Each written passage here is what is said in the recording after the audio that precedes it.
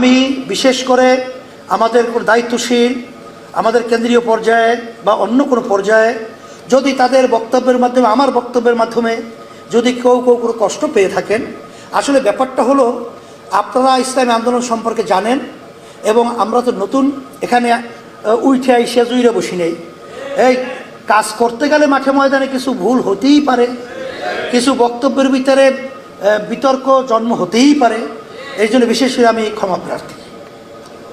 আমি জাতির কাছে সকলের কাছে আমি বিশেষ করে আমি বলবো, আপনারা আমাদের কোনো কথায় কষ্ট পেয়ে থাকলে আল্লাহর কাছে আমাদেরকে মাফ করে দেবেন।